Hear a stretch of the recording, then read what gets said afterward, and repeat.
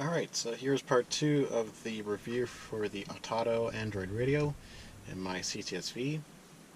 So, turn the ignition on here. So, a couple things to note, it does boot up very quickly, 1 to 2 seconds if that, so very quick, no problems there. I did change the background picture just to kind of do it, the just plain black screen. So I just kind of loaded up a Cadillac symbol on there.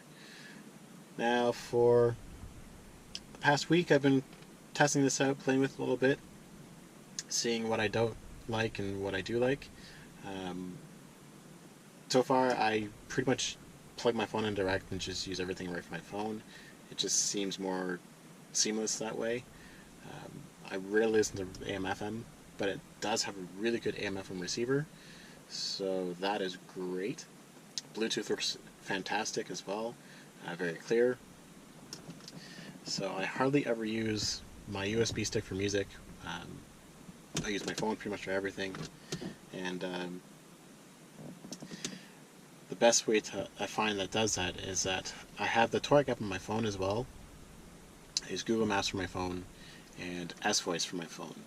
So instead of me trying to use what's built in, I just do the direct plug-in. So you go to Easy Connected. Now I'll boot up the app right from my phone, click on Android USB, and automatically connect and initialize.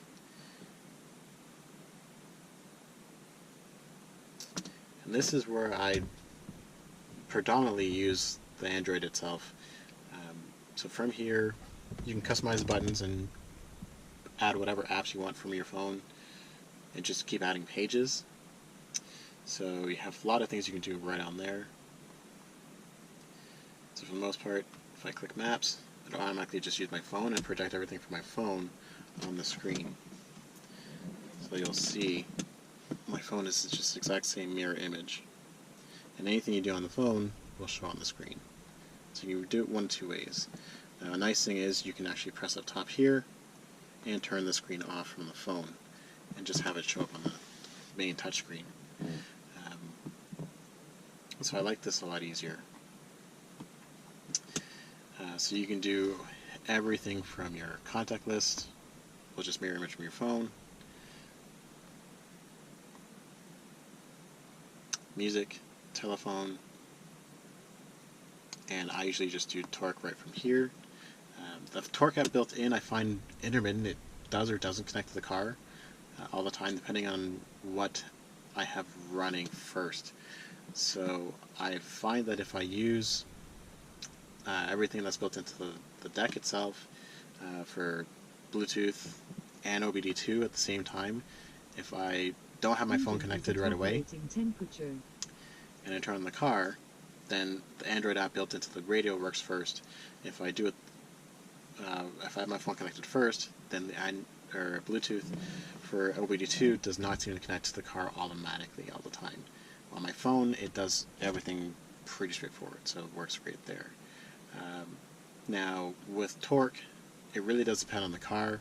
For gauges you can see on the app itself, doesn't matter if you're using your phone or the deck itself. It's just what's supported by the ECU.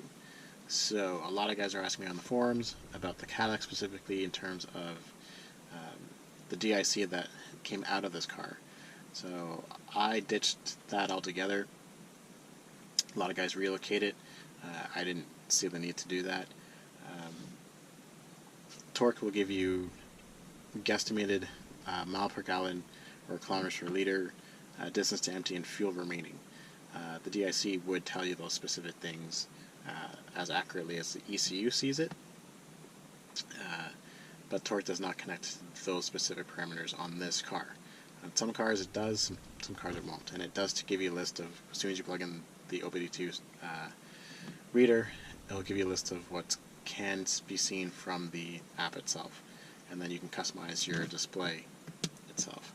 So from here, I normally use this same setup on my Trans Am, so I like to see just a kind of rough guess of the miles per gallon, track that. Coolant temperature, very important for me, intake temperature as well. I use the boost gauge on here as well. Then you have torque and the horsepower, which are just guesstimates based on the parameters you set on the app when you initial set up the car itself. So it's going to ask you the weight of the car, what gas you're using, the cost of gas that you're spending right now per liter, things of that nature, and kind of figure it all out once you're driving. I'm getting an average of 25.3 miles per gallon right now, which is kind of cool. It did do pretty well when I first got it, if I kept my foot out of it. So running good there with the tune. I was playing around with setting up other gauges, see what I kind of like to see all the time. So not too bad there. There is a display where you can kind of go through the emission control system. So if you're worried about that, you can check that out as well. I haven't done that, but I can just quickly add one. So just add a display, and you can choose your type of displays and go from there. Now, I like to see emission controls. So right now it'll give me a list, and you can move the display wherever you choose to. Go from there. So right now, I'll turn the ignition on, and it'll do a check. Everything works fine, so I have no check engine lights to really worry about. So that's kind of cool, but it does go through that all the time when things are running. So that's nice as well. Going back to the home page. Music-wise, whatever's on your phone, you can pull up right from here. It'll give you the full background picture, everything that's just mirror image from the phone. So I do like this as well.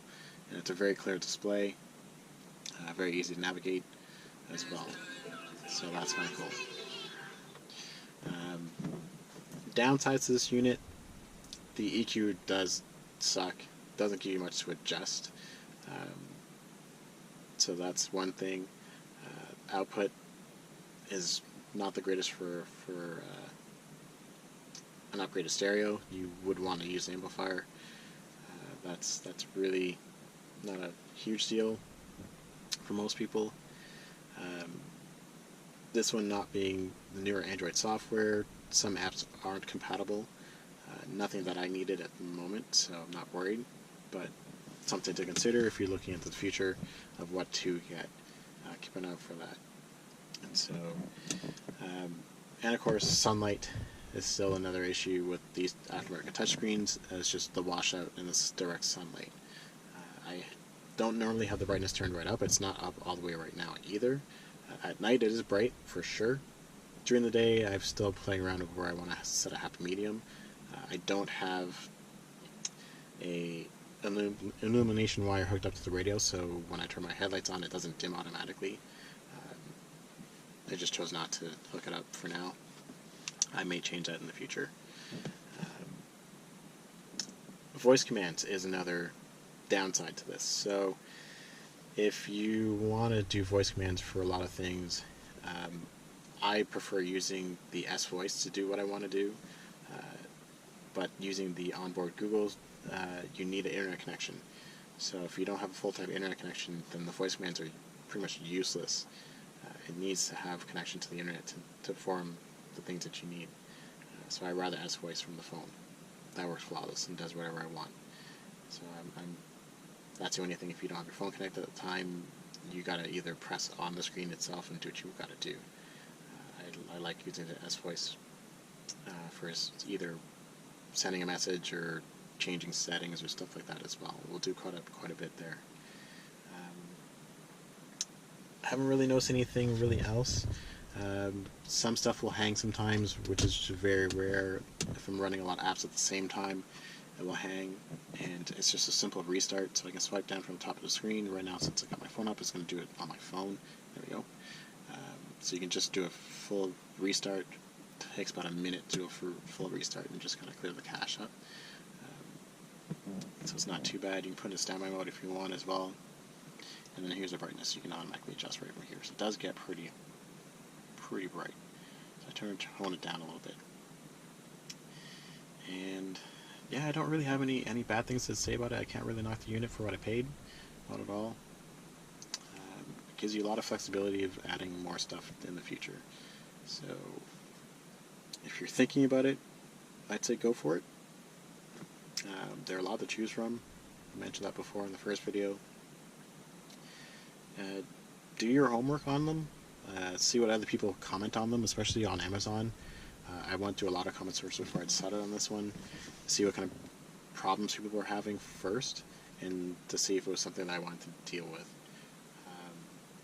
So the Atoto was up there for the least amount of things that I saw people bitching about, and for the price. So I went with this one first. I would buy another one, to be absolutely honest. So that is something I might end up putting in the Trans Am in the future also, just for ease of installation, just for what I want to use it for, mainly torque on that car, and just USB music, which would be perfect in Bluetooth. So I don't really need GPS on that, even though I have a car computer built in that one right now. It is old and outdated, so it's time for an update with that. So yeah, get your hands on an Android radio and have some fun with it. I don't think anyone's going to really complain about using them, other than the small things here and there. I haven't yet to try iPhone on the car, on the radio. It's supposed to support quite a bit still with that, and that I don't have an iPhone, but I would want to see what happens specifically with that in terms of mirror link and mirror imaging. So I imagine it should work pretty much just as good, but time will tell. So if there's any further questions, just leave me a message, comment below, and I will show what I can, answer what I can, and that's it for now. Peace.